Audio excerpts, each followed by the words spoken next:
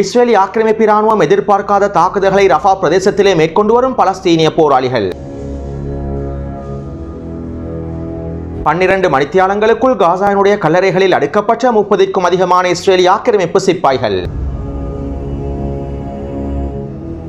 ஜைத்தூன் பிரதேசத்தில் களமிறங்கும் இஸ்ரேலிய ஆக்கிரமிப்பின் பாரி படையினர்.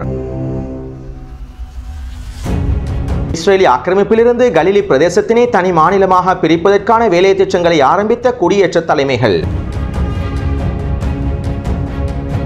ஏடன் வளைகுடா பிரதேசத்தில் சுற்றி வளைத்து தாக்குதல்களை மேற்கொண்ட யெமன் ஹவுதி இராணுவத்தினர்.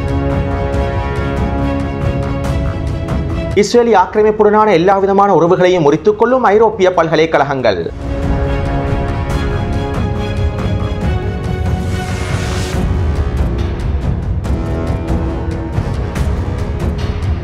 இஸ்ரேலிய ஆக்கிரமிப்பு ரஃபா பிரதேசத்தின் மீதான தரைவழி தாக்குதல்களையும் வான்வழி தாக்குதல்களையும் அதிகரித்ததை தொடர்ந்து ஈராக்கிய இராணுவ கூட்டமைப்பினரும் அவர்களுடைய தாக்குதல்களின் வீரியத்தை அதிகப்படுத்தியுள்ளார்கள். இதற்கமைவாக நேற்றிரவு ஈராக்கிய இராணுவ கூட்டமைப்பினர் அதிரடியான 5 தாக்குதல்களை மேற்கொண்டிருந்தார்கள். பீர்ஷேபா பிரதேசத்தில் இருக்கக்கூடிய இஸ்ரேலிய ஆக்கிரமிப்பின் நவாட்டிம் கட்டளை தளத்தினை இலக்கு வைத்து 2 ட்ரோன் தாக்குதல்களையும், ஈலாட் பிரதேசத்தில் இருக்கக்கூடிய ட்ரக்நெட் நிறுவனத்தினுடைய கிளைகளை இலக்கு வைத்து 3 ட்ரோன் தாக்குதல்களையும் மேற்கொண்டுள்ளார்கள். இந்த தாக்குதல்களை தொடர்ந்து அர்காப் குரூஸ் ஏவுகணைகளை பயன்படுத்தி அஷ்கலோன் பிரதேசத்தில் இருக்கக்கூடிய எண்ணெய் துறைமுகத்தினையும் இலக்கு வைத்து தாக்குதல்களை மேற்கொண்டுள்ளார்கள். மேலும் இஸ்ரேலிய ஆக்கிரமிப்பின் ஆயுத உற்பத்தி நிறுவனங்களில் ஒன்றான எலிஃபெலட் நிறுவனத்தினை இலக்கு வைத்தும் அதிரடியான குரூஸ் ஏவுகணை தாக்குதல்களை மேற்கொண்டுள்ளார்கள். அதேபோன்று இஸ்ரேலிய ஆக்கிரமிப்பின் லெவியதன் இயற்கை எரிவாயு தளத்தினை இலக்கு வைத்தும் குரூஸ் ஏவுகணை தாக்குதல்களையும் ட்ரோன் தாக்குதல்களையும் மேற்கொண்டுள்ளார்கள். இந்த தாக்குதல்கள் அனைத்தும் வெற்றிகரமாக மேற்கொள்ளப்பட்டுள்ளன. அத்தோடு இன்று காலை ஈலாட் பிரதேசத்தினை இலக்கு வைத்து 2 ட்ரோன் தாக்குதல்களையும் குரூஸ் ஏவுகணை தாக்குதல்களையும் மேற்கொண்டுள்ளார்கள். ஈலாட் துறைமுகத்தில் இருக்கக்கூடிய சக்தி நிலையங்களை இலக்கு வைத்துத்தான் இந்த தாக்குதல்கள் மேற்கொள்ளப்பட்டிருப்பதாகவும்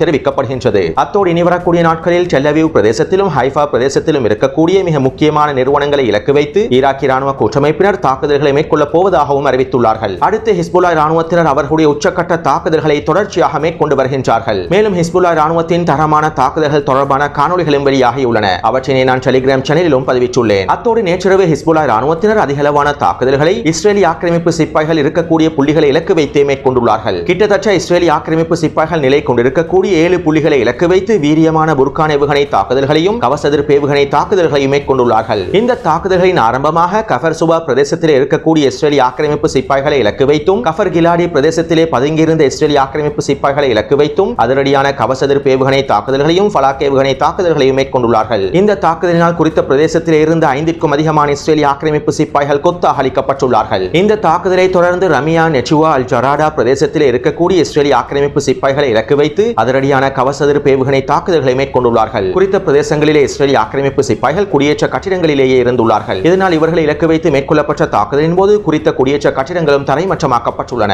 இதைத் தொடர்ந்து அல் மலிக்கியா பிரதேசத்திலே இஸ்ரேலிய ஆக்கிரமிப்பு சிப்பாய்களுடைய அணிவகுப்பை இலக்கு வைத்து ஹிஸ்புல்லா இராணுவத்தினர் தரமான புர்கான் ஏவுகணை தாக்குதல்களையும் கவசெதிர்ப்பு ஏவுகணை தாக்குதல்களையும் மேற்கொண்டுள்ளார்கள். இந்த தாக்குதலினால் ஒரு இஸ்ரேலிய போர்த்தாங்கி வாகனம் இலக்கு வைக்கப்பட்டு கொத்தாக அளிக்கப்பட்டுள்ளது. மேலும் குறித்த வாகனத்துடன் இருந்த இஸ்ரேலிய ஆக்கிரமிப்பு சிப்பாய்களும் கொத்தாக அளிக்கப்பட்டுள்ளார்கள். அத்தோடு இந்த தாக்குதலில் 6க்கும் அதிகமான இஸ்ரேலிய ஆக்கிரமிப்பு சிப்பாய்கள் அளிக்கப்பட்டிருக்கலாம் என தெரிவிக்கப்படுகின்றது. இருப்பினும் ஒரு இஸ்ரேலிய ஆக்கிரமிப்பு சிப்பாய் படுகொலை செய்யப்பட்டிருப்பதாகவும் 3 சிப்பாய்கள் படுகாயமடைந்திருப்பதாகவுமே இஸ்ரேலிய ஆக்கிரமிப்பு இராணுவம் அறிவித்துள்ளது. மொத்தமாக நேற்றைய தினம் ஹிஸ்புல்லா இராணுவத்தினர் மேற்கொண்ட தாக்குதல்களில் 15க்கும் அதிகமான இஸ்ரேலிய ஆக்கிரமிப்பு சிப்பாய்கள் அளிக்கப்பட்டும் படுகாயமடைந்தும் இருக்கலாம் எனவும் எதிர்பார்க்கப்படுகின்றது. இவற்றினை உறுதி செய்யும் முகமாக ஹிஸ்புல்லா இராணுவத்தினர் காணொலிகளையும் வெளியிட்டு வருகின்றார்கள். அத்தோடு இன்றைய தினம் இஸ்ரேலிய ஆக்கிரமிப்பின் ஹீப்ரு ஊடகமானது இவ்வாறு தெரிவித்துள்ளது. 7 மாதங்களாக வடக்கிலே சண்டை நடைபெற்று வருகின்ற போதிலும் இஸ்ரேலிய இராணுவம் தெற்கு லெபனான் பிரதேசங்களில் தாக்குதல்களை மேற்கொண்ட போதிலும் ஹிஸ்புல்லாவினுடைய ரத்வான் படையணி வடக்கு பிரதேச பகுதிகளை கைப்பற்றுவதற்கான திறன்களை கொண்டிருக்கின்றன. இஸ்ரேலிய இராணுவத்தினுடைய தாக்குதலினால் ரத்வான் படையணியை எதுவுமே செய்ய முடியவில்லை. மேலும் ஹிஸ்புல்லாவினுடைய ரத்வான் படையணியை இஸ்ரேலிய இராணுவத்தினால் கட்டுப்படுத்த முடியவில்லை என்றும் குறித்த ஊடகமானது செய்திகளை வெளியிட்டுள்ளது. அதாவது இஸ்ரேலிய ஆக்கிரமிப்பு இராணுவம் ஆக்கிரமிக்கப்பட்ட வடக்கு இஸ்ரேலிலே முழுமையான தோல்வியை சந்தித்து விட்டது. மேலும் ஹிஸ்புல்லா இராணுவத்தினர் ஆக்கிரமிக்கப்பட்ட வடக்கு இஸ்ரேலை முழுமையாக சிதைத்து விட்டார்கள். மேற்கு கலிலி, மத்திய கலிலி, கிழக்கு கலிலி என ஒட்டுமொத்த கலிலி பிரதேசத்தையும் ஹிஸ்புல்லா இராணுவத்தினர் சிதைத்து விட்டார்கள். குறித்த பிரதேசங்களிலே இருக்கக்கூடிய இஸ்ரேலிய ஆக்கிரமிப்பு மக்கள் நிம்மதியை இழந்து விட்டார்கள். மேலும் கலிலி பிரதேசத்தினுடைய பொருளாதாரமும் வீழ்ச்சி அடைந்து வருகின்றது. இதன் விளைவால் தற்போது கலிலி பிரதேசத்திலே கிளர்ச்சிகளும் ஆரம்பிக்கப்பட்டுள்ளன.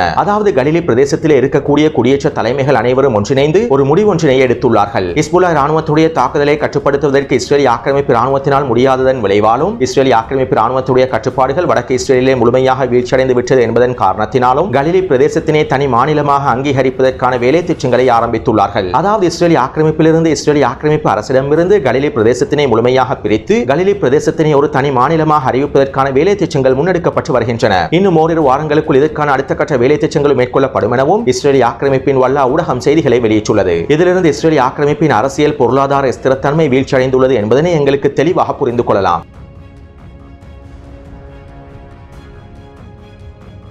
ஒவ்வொரு வெள்ளிக்கிழமையும் இலட்சக்கணக்கான யமன் பொதுமக்கள் ஒன்றிணைந்து காசாவில் இருக்கக்கூடிய பலஸ்தீனிய மக்களுக்கான ஆதரவினை வெளிப்படுத்தி வருகின்றார்கள். இதற்கமைவாக இன்றைய தினமும் சனா பிரதேசத்திலே லட்சக்கணக்கான யமன் மக்கள் அணிதிரண்டு பலஸ்தீனிய மக்களுக்கான ஆதரவினை வெளிப்படுத்தியுள்ளார்கள். அடுத்து இன்று காலை ஏடன் வளைகுடா பிரதேசத்தினூடாக சென்று கொண்டிருந்த இஸ்ரேலிய ஆக்கிரமிப்புக்கு சொந்தமான கப்பல் ஒன்றினை சுற்றி வளைத்து யமன் ஹவுதி ராணுவத்தினர் தாக்குதல்களை மேற்கொண்டுள்ளார்கள். யமன் ஹவுதி ராணுவத்தினர் கடற்படை படகுகள் மூலமாக சென்று குறித்த கப்பலை சுற்றி வளைத்து தாக்குதல்களை மேற்கொண்டிருப்பதாக பிரித்தானிய கடல்சார் பாதுகாப்பு நிறுவனம் தெரிவித்துள்ளது. இதைத் தொடர்ந்து யமன் ஹவுதி ராணுவத்தினர் செங்கடல் பிரதேசத்தில் இருக்கக்கூடிய அமெரிக்க போர்க்கப்பல்களை இலக்கு வைத்தும் அதிரடியான ட்ரோன் தாக்குதல்களையும் கப்பல் எதிர்ப்பு ஏவுகணை தாக்குதல்களையும் மேற்கொண்டுள்ளார்கள். அது மட்டுமல்லாமல் இந்திய பெருங்கடல் பிரதேசத்தில் இஸ்ரேலிய ஆக்கிரமிப்பு நிறுவனத்திற்கு சொந்தமான கப்பல்களை முற்றுகையிட்டு அவற்றினை முழுமையாக பின்வாங்க வைத்திருப்பதாகவும் தகவல்கள் வெளியாகியுள்ளன. மேலும் இந்த தாக்குதல்கள் தொடர்பான மேலதிக தகவல்கள் இன்னும் வெளியிடப்படவில்லை. அவை வெளியிடப்பட்டதும் அவற்றையும் நான் பதிவிடுகின்றேன்.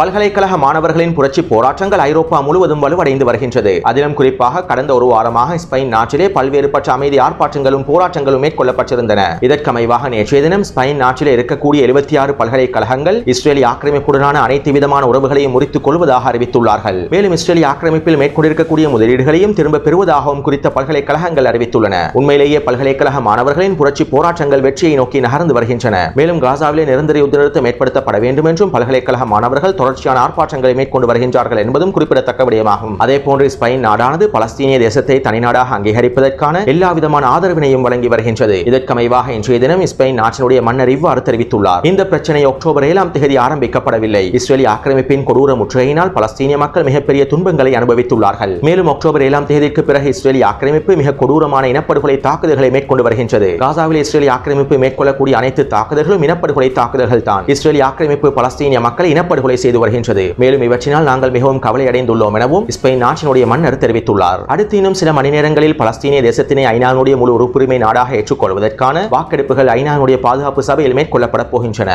ஏற்கனவே கடந்த ஏப்ரல் 18ஆம் தேதி பலஸ்தீனிய தேசத்தினை ஐநாவின் முழு உறுப்புரிமை நாடாக ஏற்றுக்கொள்வதற்கான முன்மொழிவுகள் முன்வைக்கப்பட்டு வாக்கெடுப்புகள் மேற்கொள்ளப்பட்டிருந்தன. இருப்பினும் அமெரிக்க தரப்பினர் வீச்சு அதிகாரத்தினை பயன்படுத்தி முழுமையாக நிராகரித்து விட்டார்கள். எனவே வழமை போன்று இன்றைய தினம் மேற்கொள்ளக்கூடிய வாக்கெடுப்பிலும் அமெரிக்கா வீச்சு அதிகாரத்தினை பயன்படுத்தும் என்று எதிர்பார்க்கப்படுகின்றது. அடுத்து இஸ்ரேலிய ஆக்கிரமிப்பு வடக்கு காசாவினுடைய கிழக்கு பிரதேசங்களை இலக்கு வைத்தும் ரஃபாவினுடைய கிழக்கு மற்றும் மத்திய பிரதேசங்களை இலக்கு வைத்தும் உக்கிரமான தொடர்ச்சியான வான்வழி தாக்குதல்களை மேற்கொண்டு வருகின்றது. பலஸ்தீனிய பொதுமக்களை இலக்கு வைத்து குறித்த இனப்படுகொலை தாக்குதல்களை மேற்கொண்டு வருகின்றது. இந்த இனப்படுகொலை தாக்குதலினால் கடந்த 24 மணித்தியாலத்திற்குள் மாத்திரம் 52 பேர் படுகொலை செய்யப்பட்டுள்ளார்கள். மேலும் 70க்கும் அதிகமானோர் படுகாயமடைந்துள்ளார்கள். அத்தோடு இஸ்ரேலிய ஆக்கிரமிப்பு ரஃபா நுழைவாயில் பிரதேசத்தை கட்டுப்படுத்துவதனால் நிவாரணப் பொருட்களை உள்ளடக்கிய வண்டிகளையும் உணவுப் பொருட்களை உள்ளடக்கிய வண்டிகளையும் முழுமையாக தடுத்து நிறுத்தியுள்ளது. மேலும் கரீம் ஷலோம் பிரதேசத்தினூடாக நுழையக்கூடிய நிவாரணப் பொருட்களை உள்ளடக்கிய வண்டிகளையும் முழுமையாக தடுத்து நிறுத்தியுள்ளது. இதனால் கடந்த 2 நாட்களாக காசாவிற்குள் எந்தவிதமான உதவி பொருட்களை உள்ளடக்கிய வண்டிகளும் நுழையவில்லை என காசாவினுடைய அரசு அலுவலகம் தெரிவித்துள்ளது. அதாவது இஸ்ரேலிய ஆக்கிரமிப்பு ரஃபா நுழைவாயிலை முழுமையாக கட்டுப்படுத்தி பலஸ்தீனிய மக்களுடைய பட்டினியை அதிகரிப்பதற்கான வேலை திட்டங்களை ஆரம்பித்து வருகின்றது. அத்தோடு யுத்த நிறுத்த பேச்சுவார்த்தைகளிலும் ரஃபா நுழைவாயில் தொடர்பாக பல்வேறுபட்ட கருத்துக்கள் முன்வைக்கப்பட்டுள்ளன. ரஃபா நுழைவாயில் பிரதேசத்தினை தனியார் நிறுவனம் ஒன்றிற்கு வழங்க வேண்டும் என இஸ்ரேலிய ஆக்கிரமிப்பு தரப்பினர் மத்தியஸ்தர்களிடம் குறிப்பிட்டுள்ளார்கள். இருப்பினும் ஹமாஸ் தரப்பினர் இவற்றிற்கு உடன்படவில்லை. மேலும் மத்தியஸ்தர்களும் இவற்றிற்கு உடன்படவில்லை. ஏனென்றால் இஸ்ரேலிய ஆக்கிரமிப்பு ரஃபா நுழைவாயிலை கட்டுப்படுத்துவதற்கு முன்பே குறித்த ஒப்பந்தத்திலே இவை தொடர்பாக தெளிவாக குறிப்பிடப்பட்டிருந்தன. எனவே யுத்த நிறுத்த பேச்சுவார்த்தைகள் இறுதி கட்டத்தினை அடையும் போது ரஃபா நுழைவாயிலுடைய பிரச்சனையும் இறுதி கட்டத்தினை அடையும் எனவும் எதிர்பார்க்கப்படுகின்றது.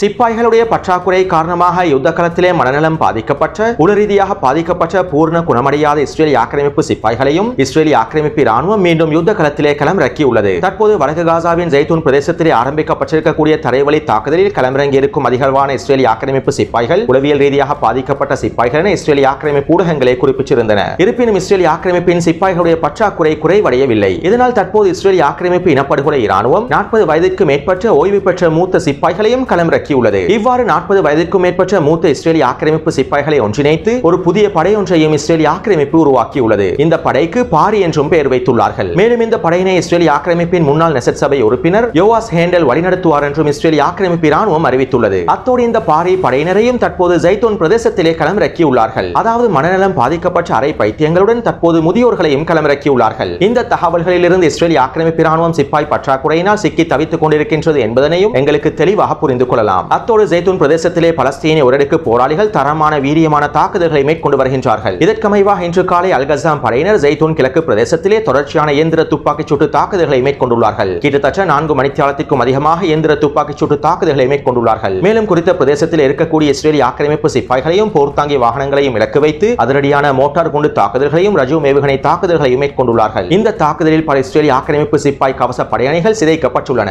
இதைத் தொடர்ந்து குறித்த பிரதேசத்திலே அல்-கஸ்ஸாம் படையினர் யாசின் ஏவுகணை மூலமாக 2 மெர்காவா போர்த்தாங்கி வாகனங்களையும் அதனோடு வந்த இஸ்ரேலிய ஆக்கிரமிப்பு சிப்பாய்களையும் கொத்து அழித்துள்ளார்கள். அடுத்து குறித்த பிரதேசத்திலே அதிரடியாக களமிறங்கிய அல்-குதுஸ் படையினுடைய உடலுக்கு போராளிகள் RPG ஏவுகணை மூலமாக ஒரு மெர்காவா போர்த்தாங்கி வாகனத்தை அழித்துள்ளார்கள். மேலும் குறித்த பிரதேசத்தினூடாக வந்த இஸ்ரேலிய ஆக்கிரமிப்பு சிப்பாய்களையும் வெடித்து சிதற வைத்துள்ளார்கள். இதைத் தொடர்ந்து அல்-குதுஸ் படையினர் ஜைத்தூன் தெற்கு பிரதேசத்திலே இருக்கக்கூடிய 8ஆம் இலக்க வீதியில் கட்டிடம் ஒன்றில் பதுங்கியிருந்த இஸ்ரேலிய ஆக்கிரமிப்பு சிப்பாய்களை இலக்கு வைத்து யாசின் ஏவுகணை தாக்குதல்களையும் ஷவாஸ் வெடிகுண்டு தாக்குதல்களையும் மேற்கொண்டுள்ளார்கள். இந்த தாக்குதலிலும் பல இஸ்ரேலிய ஆக்கிரமிப்பு சிப்பாய்கள் கொத்தாக வெடித்து சிதறியுள்ளார்கள். அந்நிலவாக குறித்த தாக்குதலில் 5க்கும் அதிகமான இஸ்ரேலிய ஆக்கிரமிப்பு சிப்பாய்கள் கொத்தாக அழிக்கப்பட்டிருக்கலாம் என தெரிவிக்கப்படுகின்றது. அடுத்து இன்று மாலை அல்-குதுஸ் படையினர் ஜைத்தூன் கிழக்கு பிரதேசத்திலே ஒரு கன்னிவெடி பொறி ஒன்றையும் வைத்துள்ளார்கள். இந்த கன்னிவெடி பொறியிலே ஒரு மெர்காவா போர்த்தாங்கி வாகனமும் கவச படை ஒன்றும் சிக்கியுள்ளது. இதன்போது குறித்த பொறி வெடிக்க செய்யப்பட்டு அந்த மெர்காவா போர்த்தாங்கி வாகனமும் அதனோடு இருந்த கவச படையணிகளும் கொத்தாக அழிக்கப்பட்டுள்ளார்கள். அடுத்து இன்று காலை அல்-அக்ஸா படையினர் ஜைத்தூன் கிழக்கு பிரதேசத்தில் RPG ஏவுகணையினை பயன்படுத்தி ஒரு மெர்காவா போர்த்தாங்கி வாகனத்தையும் ஆசிப் வெடிகுண்டினை பயன்படுத்தி 2 மெர்காவா போர்த்தாங்கி வாகனத்தையும் அழித்துள்ளார்கள். மேலும் இன்று மாலை குறித்த பிரதேசத்தில் ஒரு புல்டோசர் வண்டியையும் அழித்துள்ளார்கள். அது மட்டுமல்லாமல் நெட்சரின் பிரதேசத்தில் இலக்கம் 5 நாள் குறிப்பிடப்பட்டிருக்கக்கூடிய இஸ்ரேலிய ஆக்கிரமிப்பு ராணுவ கட்டளை தளத்தினை இலக்கு வைத்து அதிரடியான மோட்டார் குண்டு தாக்குதல்களையும் ரஜூம் ஏவுகணை தாக்குதல்களையும் மேற்கொண்டுள்ளார்கள். அத்தோடு அல்-ஆசிஃபா படையினரும் ஒவரல் காசிம் படையினரும் அபு அலி முஸ்தபா படையினரும் ஜைத்தூன் கிழக்கு மற்றும் தெற்கு பிரதேசத்தில் இருக்கக்கூடிய இஸ்ரேலிய ஆக்கிரமிப்பு சிப்பாய்களையும் இஸ்ரேலிய போர்த்தாங்கி வாகனங்களையும் சுற்றி வளைத்து தொடர்ச்சியான மோட்டார் குண்டு தாக்குதல்களை மேற்கொண்டுள்ளார்கள்.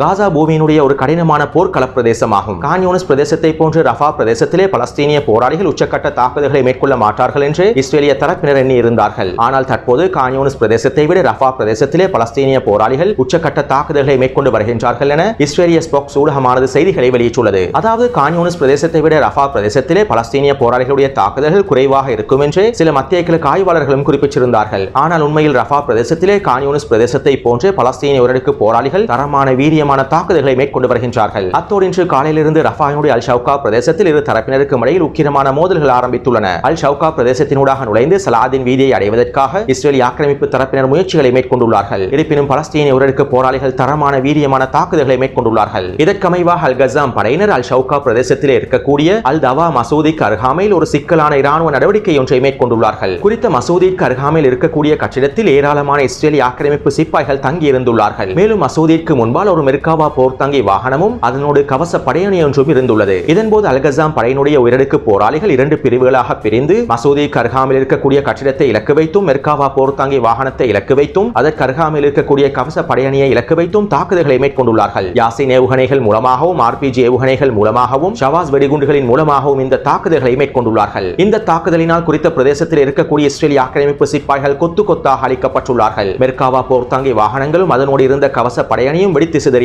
இந்த தாக்குதலில் குறைந்தது 10க்கும் அதிகமான இஸ்ரேலிய ஆக்கிரமிப்பு சிப்பாய்கள் கொத்தாக அழிக்கப்பட்டிருக்கலாம் என்றும் தெரிவிக்கப்படுகின்றது. இந்த தாக்குதலை தொடர்ந்து அல்-கஸ்ஸாம் படையினர் அல் ஷவுகாவின் சாத் சயீத் வீதிக்கு அருகாமையில் ஒரு கன்னிவெடி பொறி ஒன்றையும் வைத்துள்ளார்கள். இந்த கன்னிவெடி பொறியிலே 2 மெர்காவா போர்த்தாங்கி வாகனங்களும் இஸ்ரேலிய கவச படையணி ஒன்றும் வசமாக சிக்கியுள்ளது. இந்த சந்தர்ப்பத்தில் குறித்த பொறியானது வெடிக்க செய்யப்பட்டு அவர்கள் கொத்தாக அழிக்கப்பட்டுள்ளார்கள். இந்த தாக்குதலை தொடர்ந்து அல்-கஸ்ஸாம் படையினர் அல் ஷவுகாவினுடைய தெற்கு பிரதேசத்தில் ஒரு ட்ரூப்ஸ் கேரியர் வாகனம் ஒன்றினை இலக்கு வைத்து தரமான தாக்குதல் ஒன்றை மேற்கொண்டுள்ளார்கள். குறித்த ட்ரூப்ஸ் கேரியர் வாகனமானது இஸ்ரேலிய ஆக்கிரமிப்பு சிப்பாய்களுடன் முழுமையாக தீப்பற்றி எரிந்துள்ளது. இந்த தாக்குதலில் ட்ரூப்ஸ் கேரியர் வாகனத்திற்குள்ளே இருந்த இஸ்ரேலிய ஆக்கிரமிப்பு சிப்பாய்கள் முழுமையாக அழிக்கப்பட்டுள்ளார்கள் என்றும் தெரிவிக்கப்படுகின்றது. அடுத்து அல்-குதுஸ் படையினர் அல் ஷவுகா பிரதேசத்தில் இஸ்ரேலிய ஆக்கிரமிப்பின் ஸ்கைலாக் ட்ரோன் ஒன்றினையும் கைப்பற்றியுள்ளார்கள். மேலும் அல் ஷவுகாவினுடைய அல் சலாம் வீதிக்கு அருகாமையில் ஒரு மெர்காவா போர்த்தாங்கி வாகனத்தையும் யாசின் ஏவுகணை மூலமாக வெடிக்க செய்துள்ளார்கள். அடுத்து அல்-அக்ஸா படையினர் இன்று காலை அல் ஷவுகாவினுடைய கிழக்கு பிரதேசத்தில் ஒரு மெர்காவா போர்த்தாங்கி வாகனத்தையும் அல் ஷவுகாவினுடைய தெற்கு பிரதேசத்தில் ஒரு மெர்காவா போர்த்தாங்கி வாகனத்தையும் ஆசிப் வெடிகுண்டின் மூலமாக வெடிக்க செய்துள்ளார்கள். அளித்துள்ளார்கள். மேலும் குறித்த போர் தாங்கிய வாகனங்களுடன் வந்த இஸ்ரேலிய ஆக்கிரமிப்பு சிப்பாய்களையும் கொத்து கொத்தாக தட்டி தூக்கியுள்ளார்கள். இந்த தாக்குதலை தொடர்ந்து சாட் சாயித் பிரதேசத்தில் இருக்கக்கூடிய மெர்காவா போர் தாங்கிய வாகனம் ஒன்றையும் அளித்துள்ளார்கள். மேலும் குறித்த பிரதேசத்தில் பல மணி நேர துப்பாக்கிச் சூட்டு தாக்குதல்களை மேற்கொண்டுள்ளார்கள். இந்த துப்பாக்கிச் சூட்டு தாக்குதலிலும் பல இஸ்ரேலிய ஆக்கிரமிப்பு சிப்பாய்களை அளித்துள்ளார்கள். அத்தோடு இன்று மாலை அல் ஷவுகாவினுடைய தெற்கு பிரதேசத்தில் அல் அக்ஸா படையினர் ஒரு மெர்காவா போர் தாங்கிய வாகனத்தை அளித்துவிட்டு குறித்த பிரதேசத்தில் இருக்கக்கூடிய 8 இஸ்ரேலிய ஆக்கிரமிப்பு சிப்பாய்களுடன் இயந்திர துப்பாக்கிச் சூட்டு தாக்குதல்களை மேற்கொண்டுள்ளார்கள். இந்த தாக்குதலில் 8 இஸ்ரேலிய ஆக்கிரமிப்பு சிப்பாய்கள் மலிக்கப்பட்டிருப்பதாக தெரிவிக்கப்பட்டுள்ளது. அடுத்து இன்று காலை அல் ஷவுகா பிரதேசத்தில் இன்னும் ஒரு சம்பவம் ஒன்றும் நடைபெற்றுள்ளது. குறித்த பிரதேசத்தினூடாக பயணித்த இஸ்ரேலிய ஆக்கிரமிப்பின் மெர்காவா போர் தாங்கிய வாகனம் ஒன்று குறித்த பகுதியில் இருக்கக்கூடிய குளவி கூட்டொன்றினை சிதைத்துள்ளது. இதைத் தொடர்ந்து குறித்த பிரதேசத்திலே குளவிகளும் இஸ்ரேலிய ஆக்கிரமிப்பு சிப்பாய்களுக்கு எதிராக தாக்குதல்களை மேற்கொண்டுள்ளது. இவ்வாறு குளவி கொற்றுக்கு இலக்காகி 11 இஸ்ரேலிய ஆக்கிரமிப்பு சிப்பாய்கள் சொரோக்கோ வைத்தியசாலையில் அனுமதிக்கப்பட்டிருப்பதாகவும் இஸ்ரேலிய ஆக்கிரமிப்பு ராணுவம் தெரிவித்துள்ளது. எனவே ஒட்டுமொத்தமாக இன்று அதிகாலையிலிருந்து இன்று மாலை வரை கிடைக்கப்பெற்ற தகவல்களுக்கு அமைவாக வடக்கு காசாவிலும் ரஃபா பிரதேசத்திலும் மொத்தமாக 15 மெர்காவா போர் தாங்கி வாகனங்கள் அளிக்கப்பட்டுள்ளன. மேலும் ஒரு புல்டோசர் வண்டியும் ஒரு ட்ரூப்ஸ் கேரியர் வண்டி ஒன்றும் அளிக்கப்பட்டுள்ளன. அதேபோன்று 30க்கும் அதிகமான இஸ்ரேலிய ஆக்கிரமிப்பு சிப்பாய்கள் அளிக்கப்பட்டு 25க்கும் அதிகமான இஸ்ரேலிய ஆக்கிரமிப்பு சிப்பாய்கள் படுகாயமடைந்து இருப்பதாகவும் தெரிவிக்கப்படுகின்றது. எனவே இந்த காணொலி தொடர்பான கருத்துக்களை பதிவிடுங்கள். தொடர்ந்தும் என்னுடன் இணைந்திருங்கள். நன்றி, வணக்கம்.